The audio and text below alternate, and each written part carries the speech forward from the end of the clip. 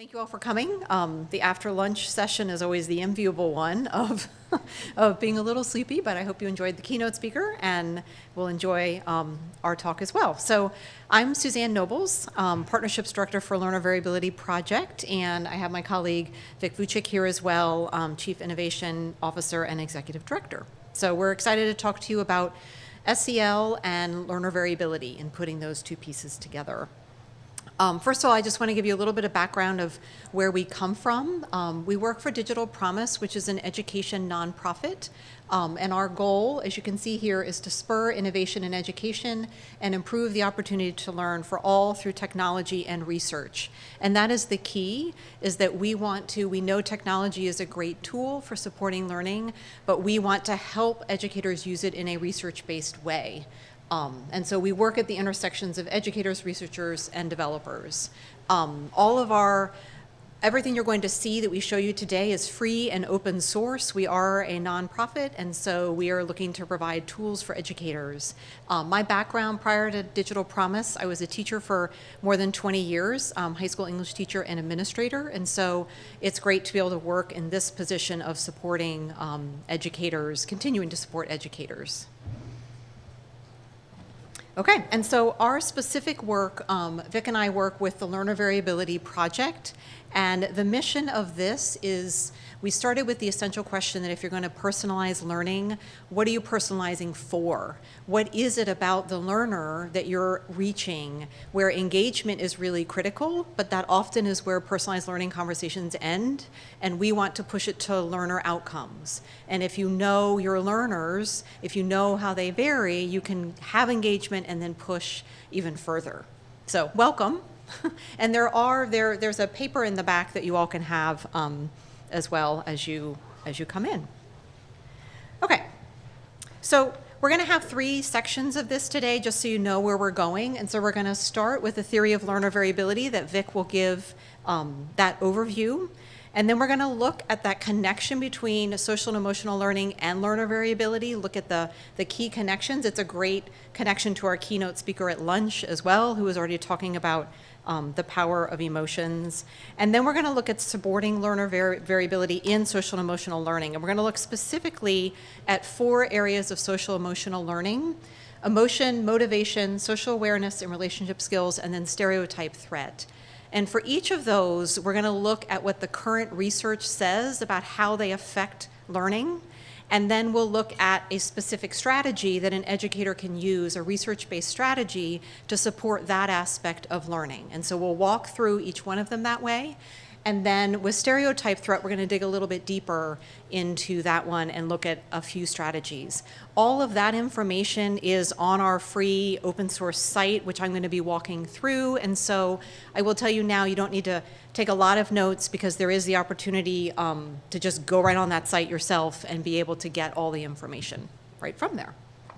So, okay, so I will turn this over to Vic and learner variability.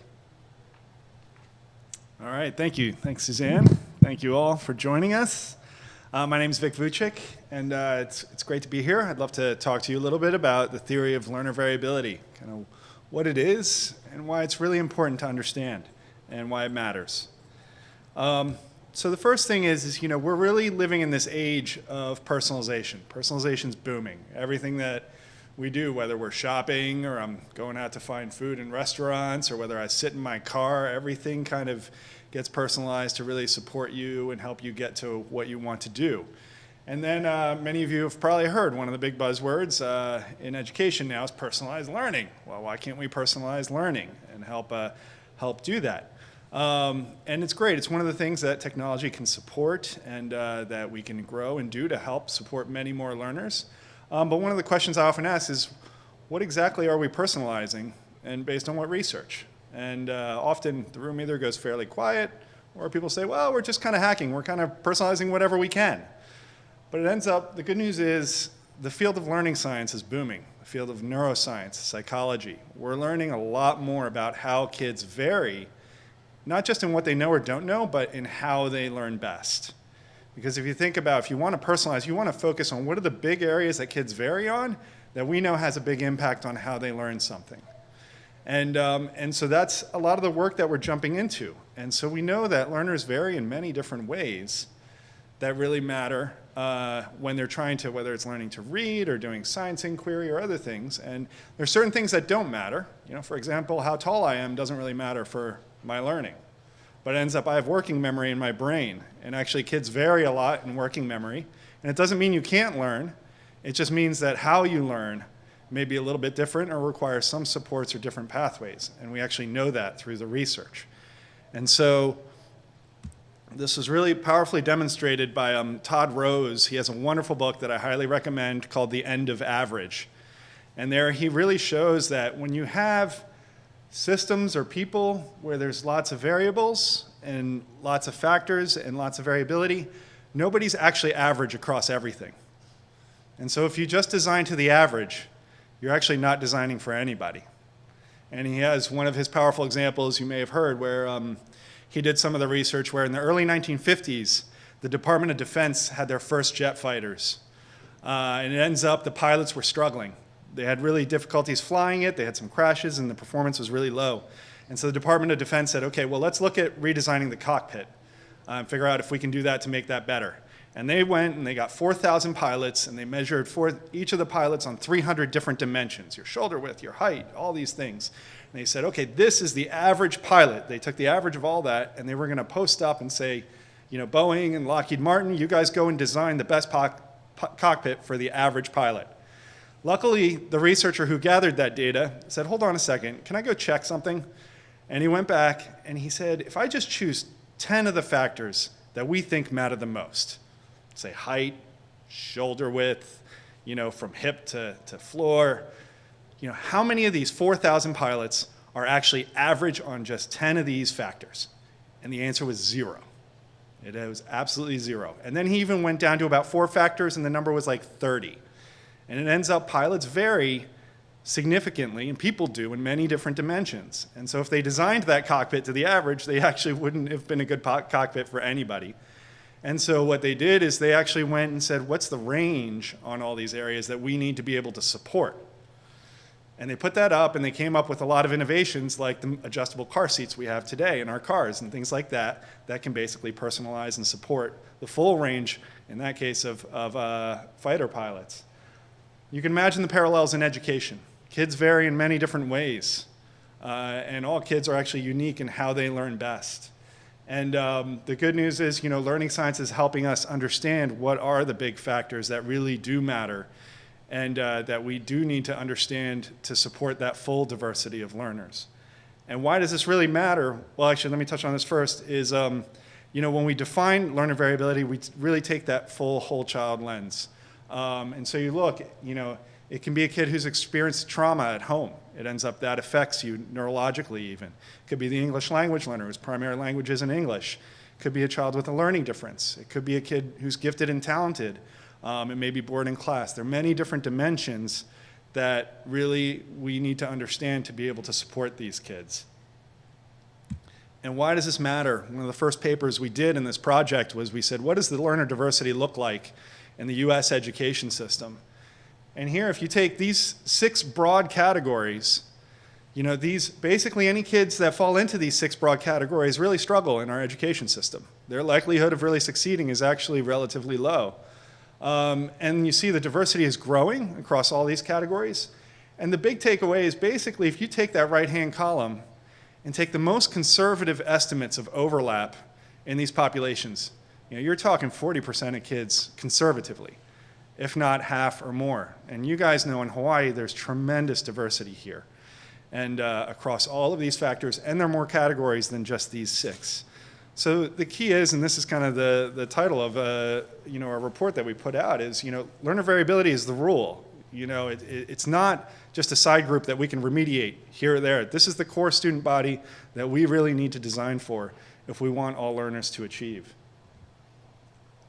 And so really bringing this broad lens of the whole child and starting to dissect and distill the research in terms of what are the key areas that kids really vary on that has that impact on outcomes, including social emotional learning, their background, their cognition and executive function, as well as the academic domains themselves.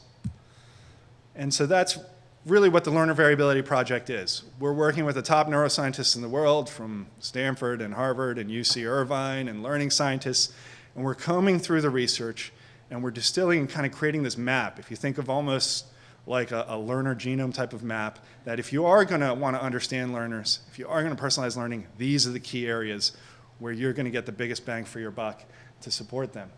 And why is it important to really base this on research? I'll just highlight, there are a lot of what we call neuromyths that are out there, misconceptions. And I'll use one that's very common and that I even believed. Have you ever heard of the notion of learning styles, where you're maybe an auditory learner, or a kinesthetic learner, or a visual learner? It ends up there's absolutely no evidence that learning styles exist. There's even a prize of $10,000 for someone to submit any evidence that they exist. There's absolutely none. And yet my daughter came home the other day and they spent a lot of time in class. She came home and said, I'm an auditory learner and this and that. And so, really kind of understanding this and grounding this in the research can help us focus on the areas that are really going to make the biggest impact. And I will say in that case, it doesn't mean that rich multimodal pedagogy doesn't help. That is rich, but it helps everybody. And it's not because you have a specific learning style or not. And the reason that it's a little bit dangerous or where it can hurt is then my daughter sometimes says, well, I'm not a visual learner, I'm an auditory learner, so I'm not going to do that part. And she starts to disengage, and you start to get almost a fixed mindset around your specific learning style, when really that's actually not true. And you can actually develop any kind of areas and ways that you learn. So, as we bring this frame of variability to understanding learners, what we like to say is then when a teacher opens the door to a classroom, rather than seeing student problems, they see design problems. It becomes, how can I, understand this variability and begin to design the environment and the supports so that all of these learners can begin to achieve and move in the ways that support them the best. And so my colleague Suzanne is going to start to dive us into how we can begin to understand and take that into the classroom.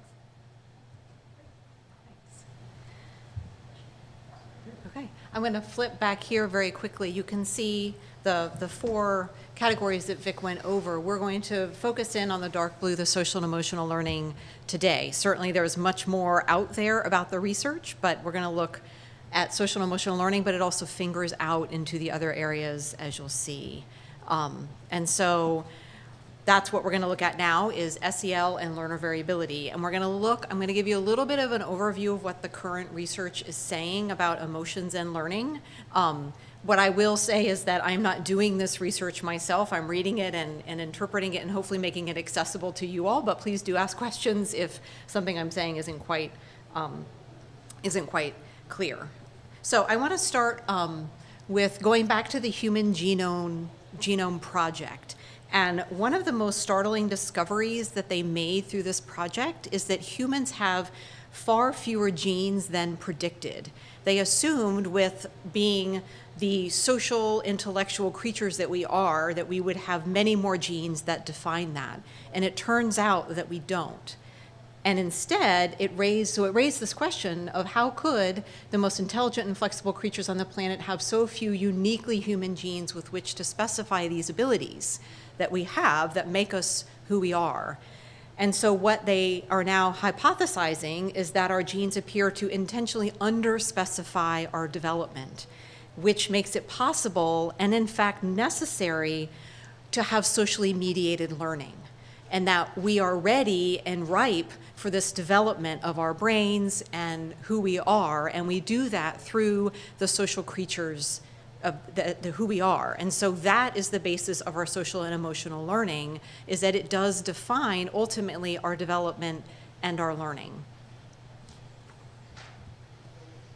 And so that's our critical role of SEL. And so I want you to think about a garden. And this, by the way, this analogy came from Mary Helen Immordino Yang, is doing a lot of the cutting edge research around the brain and emotion. And she's pretty accessible when you read her if you want to read the research. But she's one of the advisors that we work with. And She is on the Aspen Institute's Commission on Social and Emotional Learning, looking to bring together all the research that's being done out there. And they put out a great paper just this past fall using this garden analogy. And so I find it very accessible. Hopefully you all will as well. So I want you to think of a garden.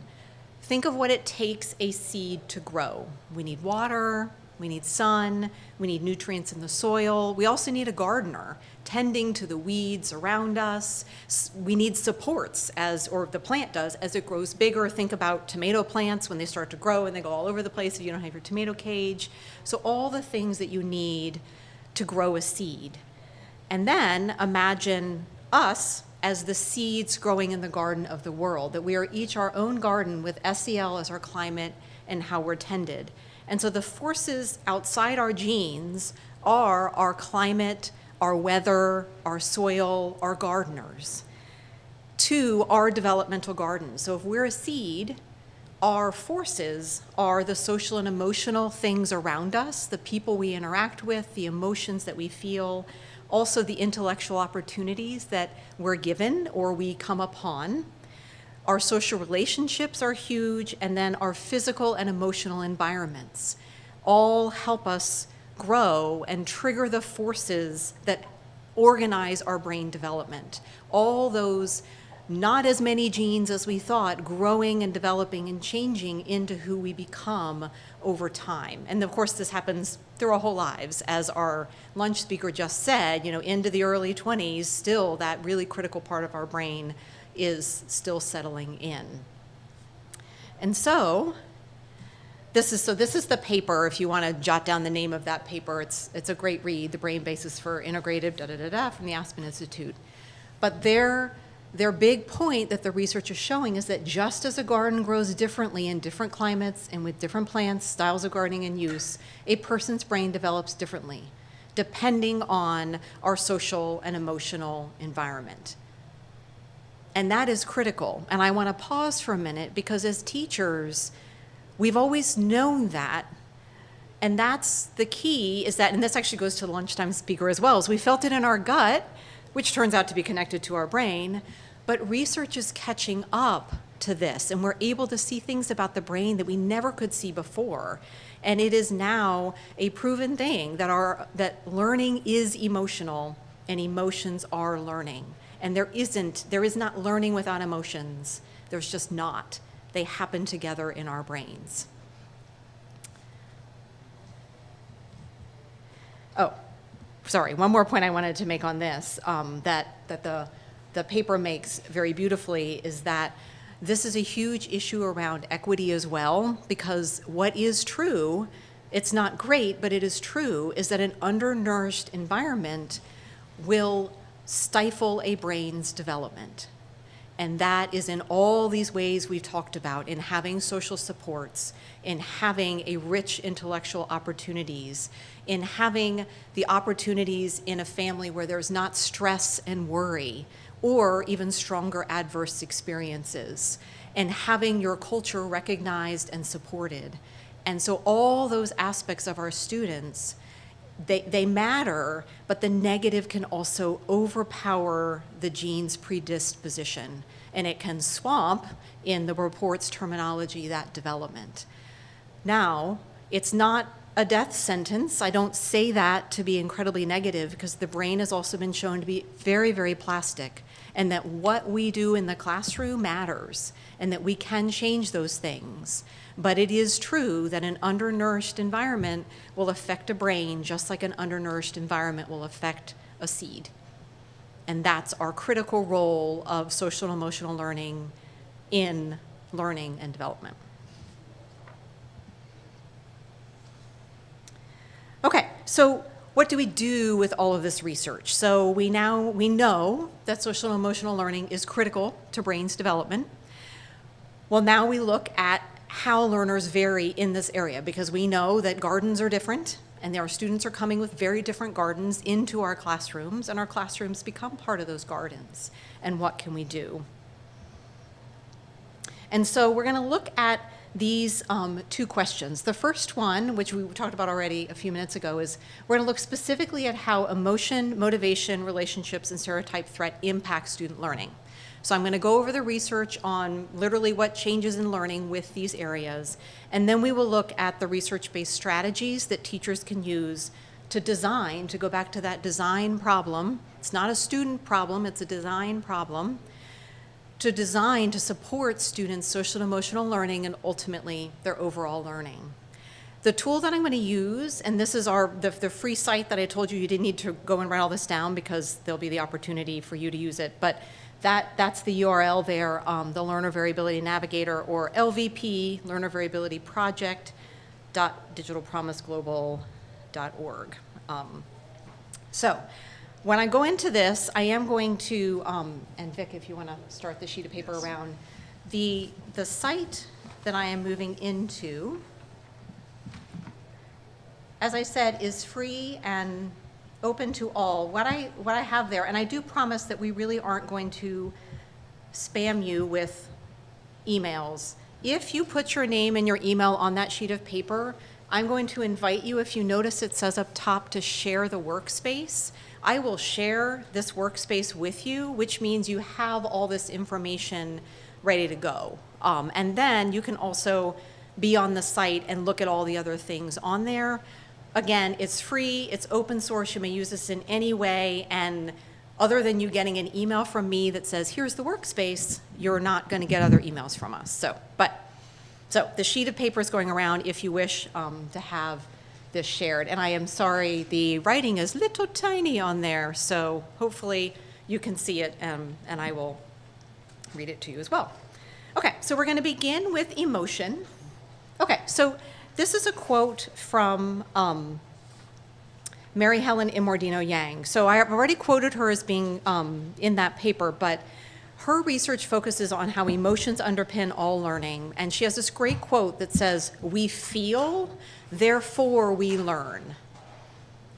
Okay, not we learn, therefore we feel, but there is no learning without emotion. And so from one of her papers, we have here that neurobiological evidence suggests that the aspects of cognition that we recruit most heavily in schools, namely learning, attention, memory, decision-making, and social functioning, are both profoundly affected by and subsumed within the processes of emotion.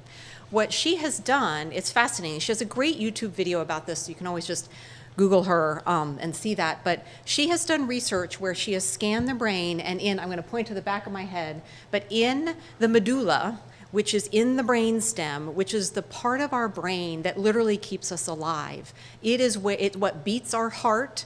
It is what makes our lungs breathe. It is that unconscious living. And if the medulla is injured or destroyed, they literally cannot keep us alive, even on life support, without manually beating our hearts and making us breathe and doing the other functions. So the part of us that literally keeps us alive lights up with that blood flow. And this ties again to that great connection with the lunch speaker who said that when neurons fire, then things are getting wired. That part of our brain fires when we are inspired by something we're hearing and we're learning. And she says, the way that she words it is that the social parts of our learning have co-opted our biological basis of living, and they are intertwined in a way that we just cannot separate. And so that's where we get to, that's why I started with emotion, because it is the foundation of our learning. Research has allowed us to see. And so when we look here, what we provide on our site is a little summary about what the factor is. And so you can read, we know what emotions is. That's not, so surprising to look at. But what we've also done is show you what research says connects to that factor. And so in this circle, the pink area are content-specific factors. So this is from our math model. This is Math PK2. But the yellow area is the cognition category. The blue area is social and emotional learning. And then the greenish area is the student background. So those are our 4 categories. Now, I told you we were going to focus in on SEL, and if you can see emotion, if it's lit up dark, that means that there is a research-based connection, that research has shown that emotion affects motivation, self-regulation, social awareness, and stereotype threat. Maybe not surprising. However, emotion also affects your working memory. Emotion also affects attention and inhibition, as well as social support, safety, physical fitness. All these biographical backgrounds affect your students' emotions as well. What is fascinating to me is the cognitive effects of this. And so if we look here at, I'm going to hover over working memory, is that the connection between emotion and working memory is a little bit maybe unexpected. You can see here that students with higher working memory can be more negatively impacted by math anxiety than those who have lower working memory. And additionally, math anxiety can also lead to reduced available space in working memory. So math anxiety is a highly researched area right now. People are understanding that it really is what is affecting a lot of our math learners, is this negative emotion around math. I can't do math, I'm worried, I don't know that I can learn math. And it's ironic, we don't have that about reading. Reading can be hard, but you don't hear people say like, I never learned to read, I'm not a reading person. But we hear all the time people say, I never was really good at math. I'm just not a math person. And so research is trying to change that and look at math anxiety. So they have learned that math anxiety, emotion, co-ops our working memory. And we spend more time and energy in our working memory thinking about what will happen on this test. I'm afraid I can't do this test. I'm worried about this test. And so it literally takes up our cognitive power away from us doing the math. It becomes a self-fulfilling prophecy. And so if there's any way that we can help support a student's emotion about math, we literally free up their brain, their cognitive ability to do math. And that's what we will look at. But I wanted you to see this about even students who have very strong working memory, they get more affected by this. Why is a little unclear. Some of the theory is that a student who feels they're very good at math has even more anxiety that they're not going to do well and that they're more worried about their performance. The other is that maybe their working memory is so strong that it gets consumed by emotion more. Research doesn't know everything yet, but it knows a lot. So if we look at a strategy then, so that's the research behind emotion. So now if we go down here and look at untimed tests, and you can see the little summary there, untimed tests are exactly what they say.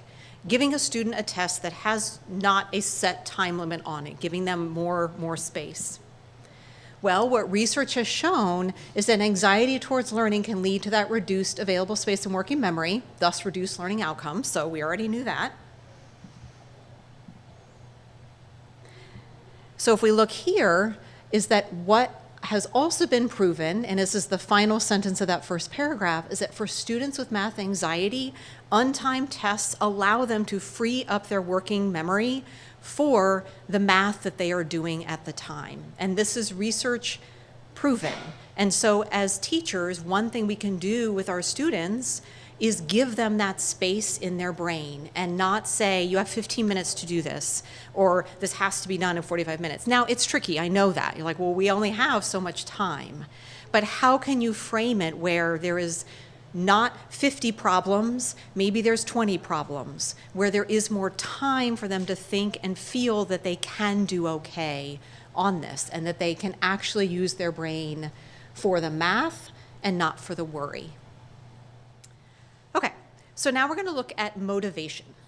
So we'll look at basically what motivation is. We know motivation is the desire that guides behavior. We're all affected by whether or not we want to do something. And if we scroll down here, you'll see that motivation, it's not connected to as many things as emotion. Not surprisingly, because we already said emotion underpins it all. You can see it is connected to emotion.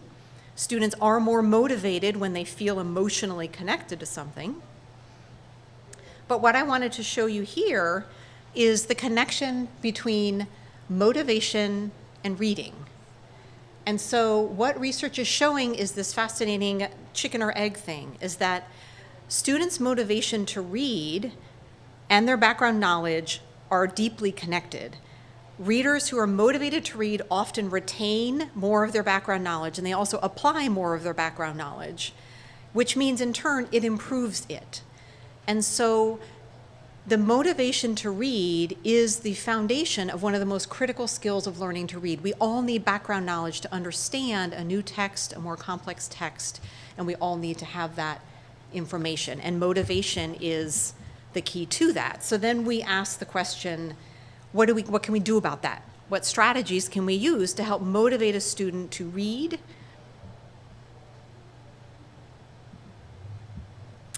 And so I'm going to point out 3 of them here. I'm not going to go into them. I'll just look at the little annotation. The first one is a book club or a book club model that you can use in the classroom. A student's motivation to read can increase when they choose their own books and they have time to discuss their observations and their connections and building this. And so there is the book club model. We also have the independent reading model, and this is one of the ones that I push the most because there is so much right now with moving through a curriculum and making sure you've read enough and very set curricula, but there needs to be space for students to choose their own reading and do their own reading, because it gives them the power of choice and having that motivation. And again, when they're motivated, they're taking in more of it and then they're applying it to your required reading. And I was an English teacher to my required reading as well.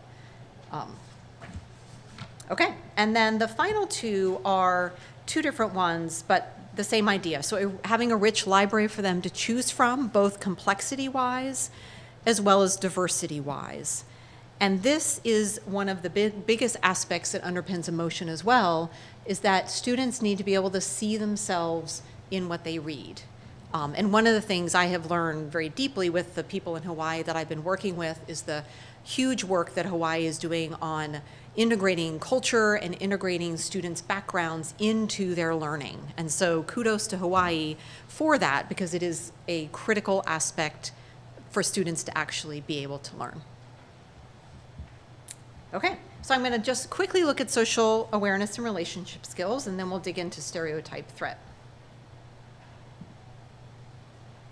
Okay, so not surprisingly, students are highly tuned to social dynamics. We all know that. That is not a surprise. Therefore, working collaboratively towards a common goal can help students achieve a different learning output than they might produce individually. And the key there is different.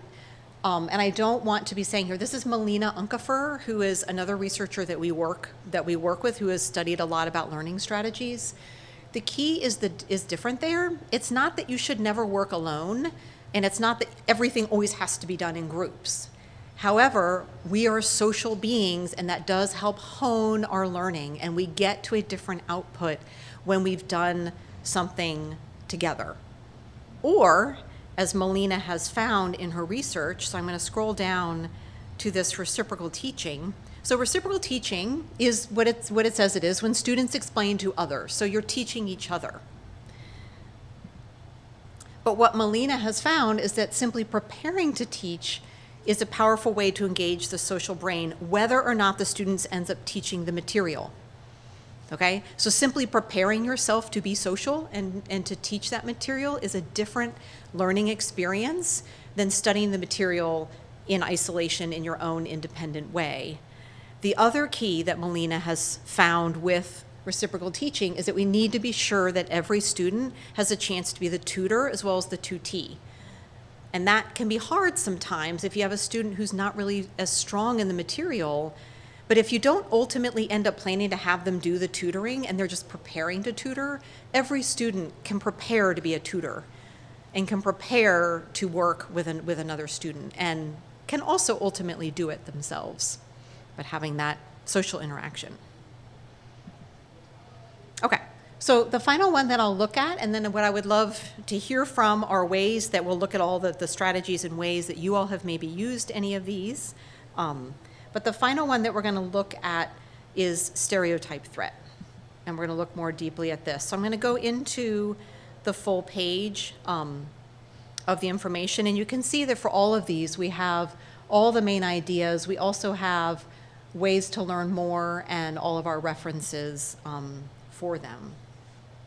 But stereotype threat, how many of you have heard of stereotype threat before? Doesn't normally sit in I mean, it's SEL, but we don't often hear about it. Have we heard, some of you? Okay.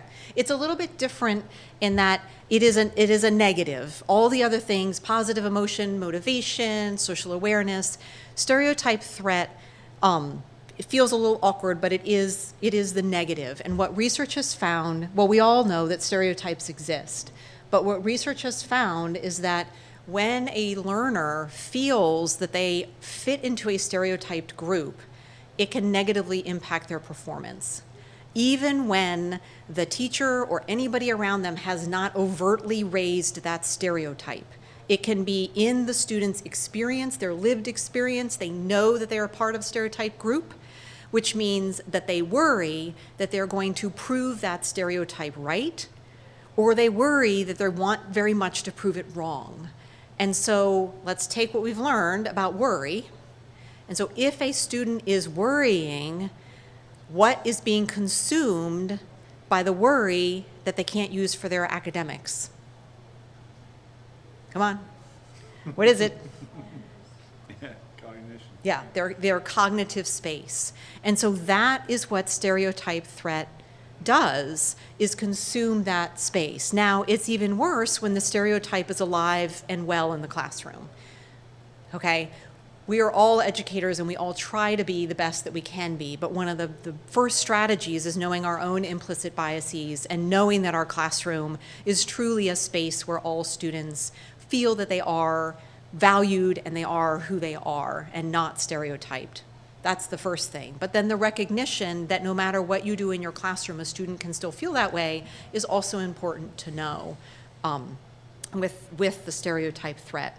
And so when we look here, the irony is that it looks like, well, it doesn't affect a lot of things, stereotype threat, except I would argue that it affects the most important things. Okay? It affects their working memory, their cognitive load. We just said that.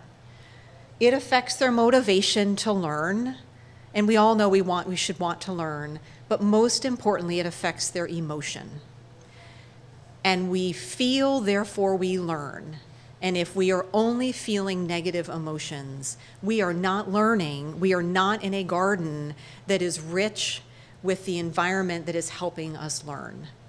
And so our research only points out the direct connections, meaning stereotype threat directly causes these things. However, those things affect everything else in the circle. So if we were to do secondary connections, the whole circle would light up and everything about learning would be affected by this. So what do we do? And so I'll go back to our strategies. Let me go back to our workspace. Okay. One of the biggest strategies, and I'm going to go in here, and I've already complimented Hawaii, but you're going to see why I should compliment it. One of the biggest strategies is to incorporate students' cultural practices, to let them see that they are part of the classroom and that what they come from, where they come from, who they come from, all the parts that make up them matter, and that other students are interacting with those aspects of them.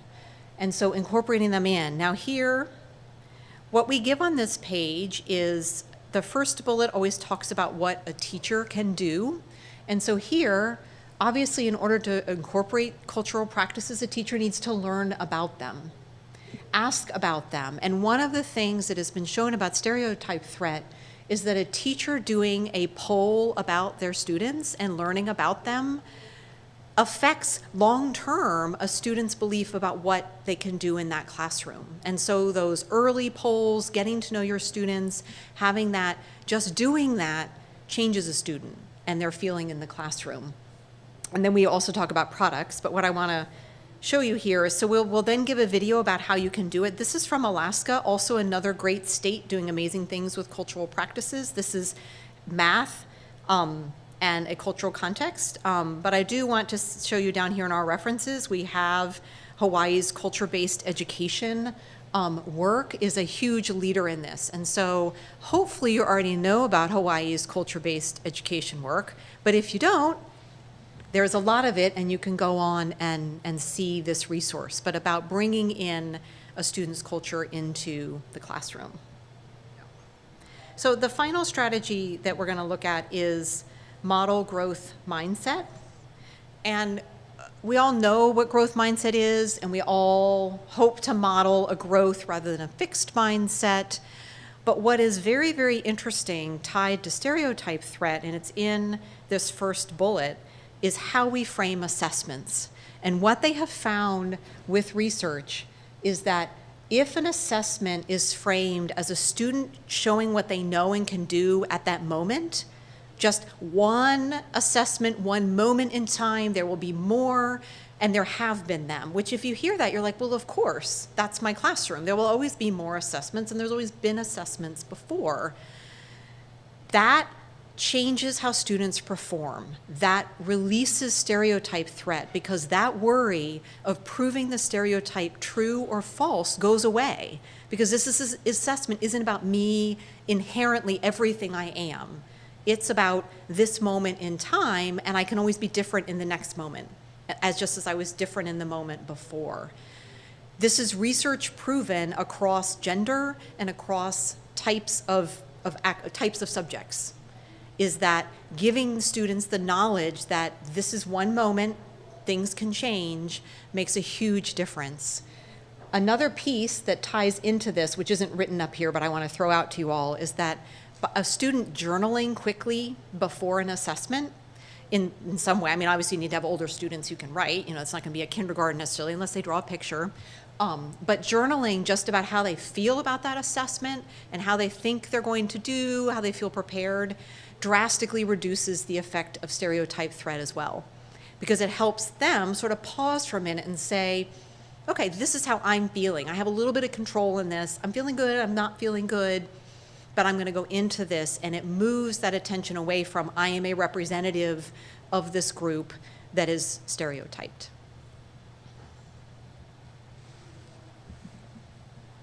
Okay, so as I said, that sheet of paper was going around. This workspace with all that information in it, I will share with any of the emails that are on there so that you can have this. You then can play around in, I will show you where I pulled all this from is here. This is just one of our models. So this is reading PK3 across those 4 areas that Vic showed with the Learner Variability Project.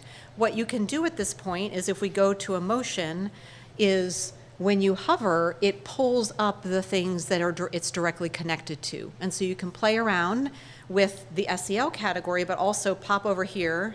Working memory is one of my, I didn't mean to click on it. Working memory is one of my favorites because it goes to everything. And then, not surprisingly, vocabulary is also really huge in learning to read. And so you can look at all the factors as well as social and emotional learning. So the models that we currently have available, this is reading PK3. We also have math PK2. And they do follow the same structure. So you'll see here are the factors for math. This column is very different because they're math. But here's all of the areas again. So we were looking at stereotype, threat, self-regulation. So the models that we have are math PK2, reading PK3, and then literacy 4 to 6. That brings in writing. And we will, by the end of this year and early 2019, launch our next 2 math models, which will be math 3 to 6 and actually math 7 to 9. It's a 7 to 8 up there, but we expanded into 9th grade. So through algebra. And so you can see learner variability across all of these areas, but also hopefully that focus on social and emotional learning. So, okay. So I'm going to head back here. And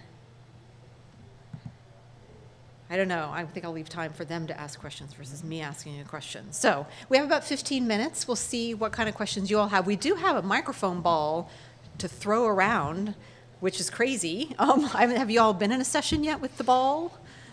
Okay, me either. So we're going to try it out. But if you have any questions, let's talk through it now. Or if you have experience with one of these strategies or one of these SEL factors that you want to share, like this really works, or I also do this, that would be great. And you get to hold the ball. Questions, feedback, experiences, struggles? So, a colleague of mine a couple of years ago started for a whole grade level. A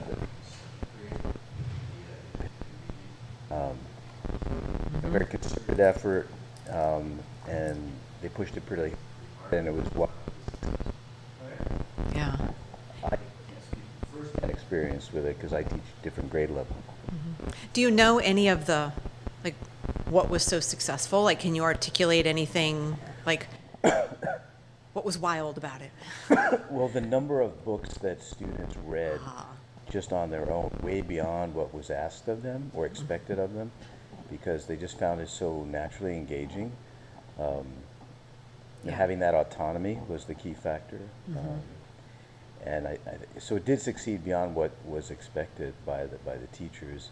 And so you had kids who normally would not pick up books unless they were forced to, just voraciously devouring books. Yeah. Over a course Yeah, of a and year. it is one of the things you all, I'm sure, are familiar with the Common Core standards and the amount of reading that's required, and then the amount of understanding, even with all standardized tests, is that literally can't be taught in a classroom. A student has to read more, and ideally outside of English class, Common Core across the thing, but the only way for a student to truly become that confident reader is they've got to read more. And so that's great. That is wildly successful if students are doing that. Yeah. Huge numbers of books pieces individually. Yeah. Actually teaching 10th graders and 12th graders Daniel Pink's principles of motivation and using that as the basis for everything we do and constantly referring Yes. to that, because a couple of things you talked about connected with that. Yeah. Yeah. And that's the modeling that fits under modeling, not just growth mindset, but mindset and brain, period. Yeah. And as students, I loved the hand that the lunchtime speaker did, even at a younger level, making it clear to them why what their brain is doing. And therefore that also can give them a sense of control over themselves. Yeah. Yeah, talking to the ball. To that. One thing we didn't touch on also is, and especially with SEL, is that it's very contextual. It ends up takes something like mindset. A kid can have a complete growth mindset in English class around reading books. They go to math class and have a completely fixed mindset. Say, I'm not a math person. I can't do math. Classic example I give is we all know kids who, play basketball in 9th grade. Practice hard, I'm going to make JV by 10th grade, and then, varsity in 11th grade, and they go into the math class and say, I can't do math, right? Complete growth mindset, and then in a different context, complete fixed mindset. So it's important, as we teach different classes, that we embed that in all those classes so that kids develop that mindset for learning in all different areas. Any other experiences, anything you want to share, or questions?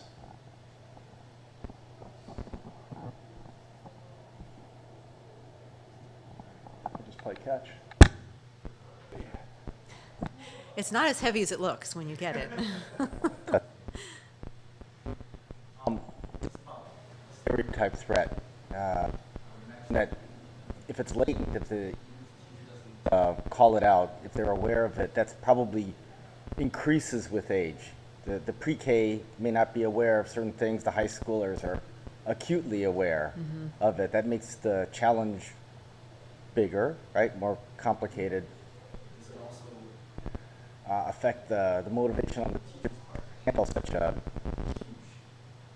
maybe task? Yes. Yeah, that's a great question and a really powerful point. One thing I will say, and I was surprised as I was digging into the research, is that they are finding an awareness of stereotypes, particularly gender stereotypes, at an incredibly young age. 1st grade, 2nd grade. And so just that awareness is there. Now, how instilled it becomes as they get older, if that hasn't changed. So to all of you who are not high school teachers, please try to do something when they're young and they're just becoming aware of it. But then, yes, in the high school level, those conversations also get to be in much more difficult because of the awareness of the entrenchment in society and being able to talk against all of that. So yes, there is a lot of work being done. I mean, businesses growing up around diversity, equity, and inclusion initiatives and helping teachers with those conversations that can be more challenging as students get older and to be honest, can push back with a lot of real life examples. And it is challenging.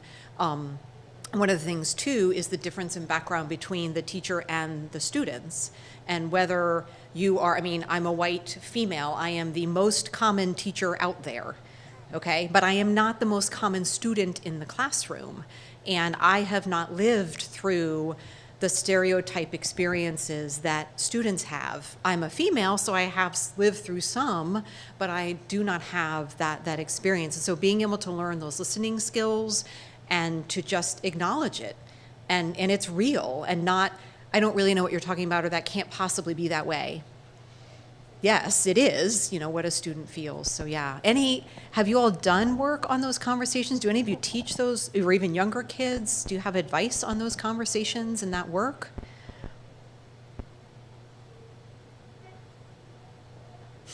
Do all of you feel daunted by it like I do?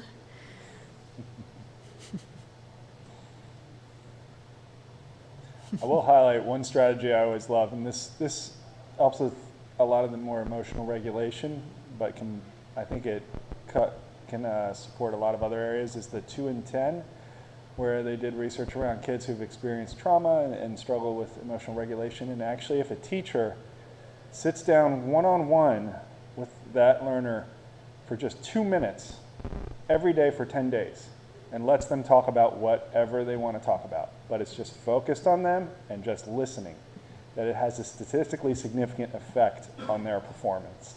And it's actually, it's amazing. So it's just how subtle that the student just feels that someone they can connect with at some level, even in subtle ways, can have a really profound difference in how they engage and feel kind of welcomed.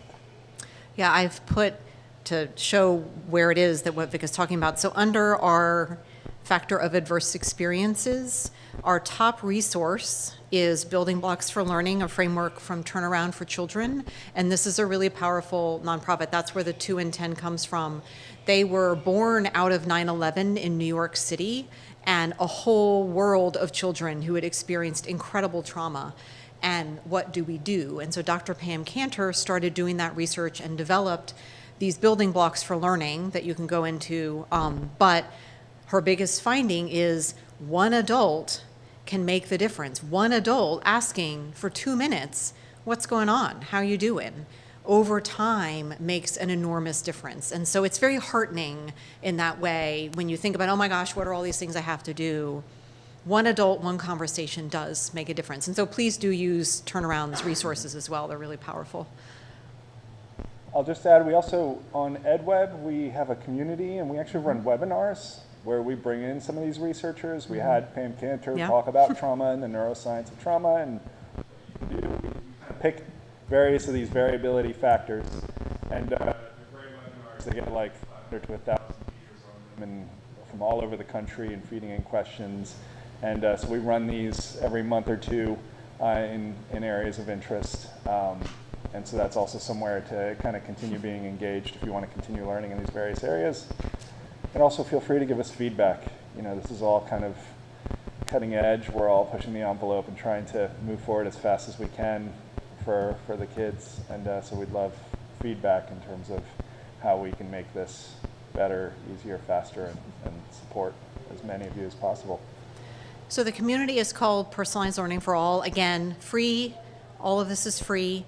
Our most recent webinar was around retrieval practice. And so you can see Powerful Teaching Unleash the Science of Learning. And so that was around basically study techniques that are most effective. And we had Pooja, what is her last name? I can't remember her last name. Possibly, yeah. Who's releasing a new book on the science of learning. But you can see any of these are, you can go in and still watch them. Right, so they are recorded. So we do trauma, stress in schools. That is actually with Pam Cantor from Turnaround for Children. And then we have The fundamentally emotional nature of learning, that is a webinar with Mary Helen Imordino Yang. And so you can go back in and see the archives, as well as, you'll get notification of upcoming webinars as well. So, and we do keep emphasizing free. We want to support in any way. And so as Vic said, please also send us questions, give us feedback, because the resources are only as good as teachers help us make them. So, okay.